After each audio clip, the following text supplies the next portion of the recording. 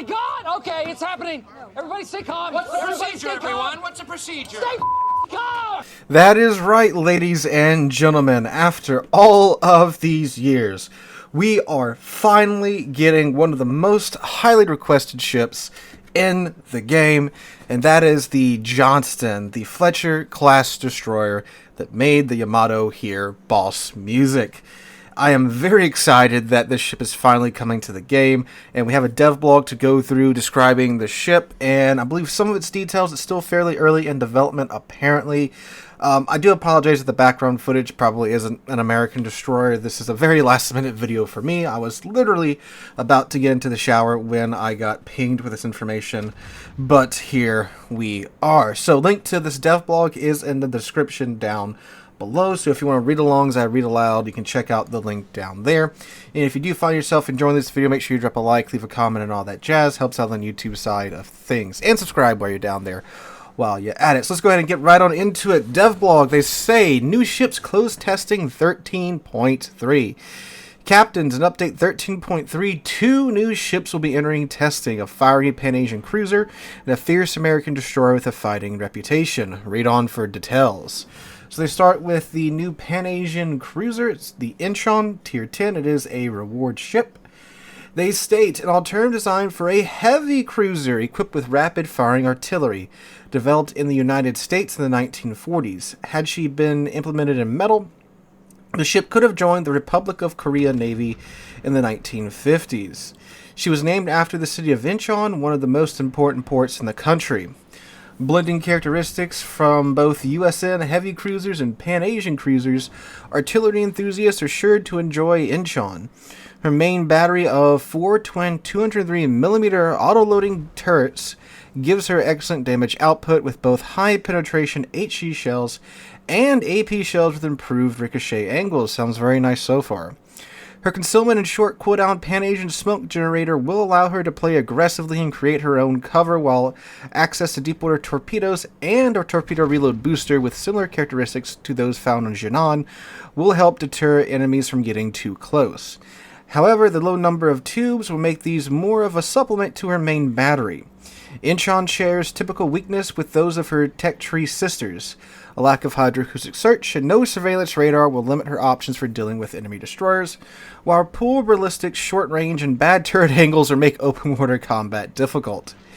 In gameplay, captains will want to use Incheon's concealment and smoke generator to take good positions and put her main battery to work. Enemy battleships will be her primary target, but with spotting support from her teammates, Incheon may also engage in favorable trades with enemy cruisers and destroyers. Be wary of finding yourself alone and make sure to keep an eye on enemy radar-equipped ships. If spotted at an inopportune time, Incheon may quickly find herself in severe danger of being sunk. Okay, so Incheon sounds pretty neat.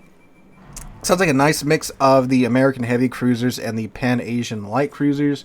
You get the smoke screen, you get the improved HE with the improved damage, and you get access to the deepwater torps, but you still get the improved American AP ricochet angles, it sounds like. I'm just going to very briefly look at her stats here real quick. So 4x2, 203, 16.1 kilometer range. Her AP shell damage is 5,000. Velocity is 762 meters a second.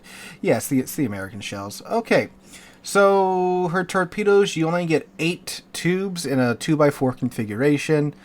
They are deepwater torped, 69 knot top speed, 13.5 kilometer range, 125 second reload time, and 17,900 maximum damage. And for her consumables, she does get a damage con, a smoke generator, DFAA, torpedo reload booster, and a repair party.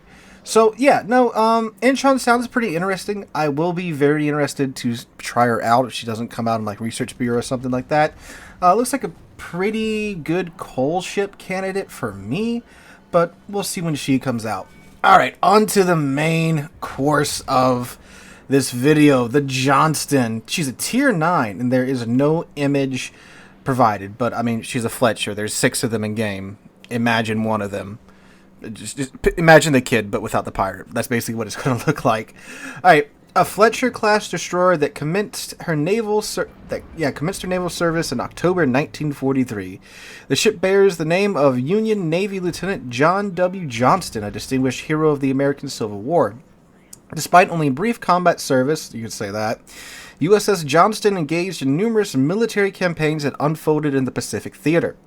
The warship met her demise shrouded in glory during a fierce confrontation with a Japanese squadron under the command of Battleship Yamato during the Battle off Samar on October 25th, 1944. If you're interested in the Battle off Samar, we did a full cinematic recreation of this battle. I'll link it somewhere around here if you want to check it out. And you get the full story of the Johnston and her glory. I mean, like, I could tell it to you here, but it doesn't do it justice, so you can go check out that video right now or after this video. Alright, they say Johnston isn't just another Fletcher. Reflecting her fierce spirit, Johnston's main battery of 5 127mm guns will be supplemented with a burst fire mode and sap shells. Combined with her good concealment, these will make her extremely deadly in short engagements with enemy destroyers. Her burst fire is somewhat unique in that Johnston will actually put out more damage per minute in this mode than firing normally. Captains will want to make sure they hit their first shots, which may be a challenge considering her typically bad ballistics. Backing up her main battery is the expected load of 10 torpedoes, with characteristics similar to Gearing's that will punch out to extreme range, albeit on a very long reload. That's pretty appropriate. I think she blew the bow off of the Chikuma in the engagement with her torp, so there you go. Rounding out her arsenal are the engine boost and DFAA consumables typically found in other USN destroyers, occupying the same slot. So you get your choice between engine boost or DFAA. In terms of playstyle, Johnston will favor getting up close and personal with enemy destroyers and making quick work of them with sap and burst fire. Aim will be key. If a burst is missed, Johnston's damage output will suffer, so captains may wish to use her normal firing mode to adjust their aim beforehand. Her long-duration American smoke generator and long-range torpedoes will allow her to put out damage on larger targets from safety as well, but of course, caution must be exercised when dealing with enemy surveillance radar. The model for Johnston is still in development, so for testing purposes, we're using another ship, Frank Friday, with settings identical to Johnston. So I'm assuming that's just going to be like a normal Fletcher with like Johnston's parameters strapped onto it, since the model is still in work. Okay, so overall, before we get into the stats of the Johnston, this particular setup for the Johnston, I think it's a good setup, but I think it could have been tweaked a little bit. I think especially when it comes to the ship's survivability, because in that engagement, the ship took multiple rounds from an entire Japanese fleet, from, the Congo, from the Yamato herself, and she stayed in the fight. Now, it's because the Japanese were so convinced that surely a little DD wouldn't be charging our fleet that they were having to deal with heavy cruisers, so they kept AP loaded, so that's why she took so many shells. But I mean, like, she still took multiple shells from very large caliber guns that, I think weren't giving the thing either a hill or a, kind of French destroyer damage saturation mechanic. That way, you can emphasize that part of the ship's history that, she took so much damage, but she stayed in the fight, but also making her, a terrifying thing at close range with sap shells and a burst fire mode is very appropriate too, because she did, along with the destroyer escorts in the Battle off Samar, take on the Japanese destroyer fleet where they were outnumbered and outgunned and out-tonnaged by quite a margin, right? So I think that is appropriate too. And again, just given how much of a mad lad Ernest Evans was, the commander of the Johnston, I think making it, just a murder boat at close range is still very appropriate. I just would like to see, maybe her get a heal or something out of it because of how, crazy the ship was in real life. And I didn't think that, because I've been suggesting the Johnston for years, right? In multiple of my top 5 future premium ship videos, I've included the Johnston because it is a ship that definitely deserves to be in this game. And I'm not upset that they didn't do like my idea 1-to-1 with the Johnston, but I still think, again, something to emphasize her survivability should have been implemented with her. And I do most definitely think they should, if they can, because I know it's a real life person, you have to get permission to use Ernest Evans' likeness and name. If they could do that, I think that would be a very excellent way to remember him, as well as having him be the commander of the Johnston in game, and maybe giving him some type of improved adrenaline rush commander skill and something to maybe increase the reload time. I'm sorry, to decrease the reload time of the guns, or maybe give him some type of heal like Kutuzov's heal, like, you know, a will to victory heal for Art Evans as well. I think if they could do that, then, you know, 10 out of 10 here so far, if they can do that, right? All right, so let's look at the stats of the Johnston. So the 5.5-inch guns, they have a firing range of 12.5 kilometers. She has HE and SAP. Okay, so she still has HE. That's very good for a destroyer, right? So the HE shells do 1,800 maximum damage, 21 millimeters a pin, 5% fire chance, and come out the tubes at 792 meters a second. So typical American shell ballistics. SAP shells 2,500 maximum damage and 36 millimeters of penetrating. That is very good. You get over that 32 millimeter threshold and then some. That's why SAP is so terrifying. And like the HE, 792 meters a second there for the initial velocity.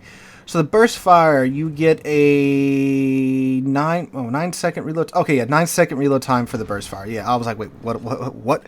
But the burst interval is 1.4 seconds. So that's the amount of time in between the burst, right? And you can imagine 1.4 seconds with 5 SAP guns that do 2,500 maximum damage, and you get 3 shots of that. So you get 15 shells in, what, 3-4 seconds times 2,500. So that's like, what, 30-ish thousand damage. That's enough to murder most tier 9 and tier 10 destroyers from full health, right? Definitely enough to absolutely bully tier 9 and tier 8 destroyers.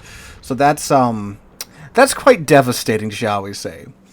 Alright, torpedoes, again, they're gearing torps, 2x5, 533s, 17,900, 13.5 kilometer range, 66 knot top speed, 170-second reload time.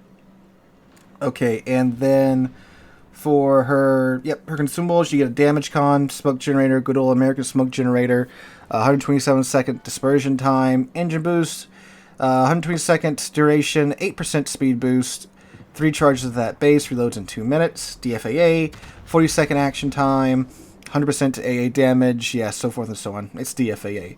So, Johnston, yeah, big ups. We're getting Johnston, we're getting Wisconsin, and we're getting Rodney this year. That's great. I'm very excited to finally be getting these, you know, super historical ships in the game. Man, I really didn't know if we were ever going to see the day that Johnston came out. We still don't know what she's going to be for, but I 100% believe whatever she comes out for, we're going to be able to buy it outright, because Wargaming wants to make some cashola, right? So she's going to be a tier 9 premium ship, probably a coal ship.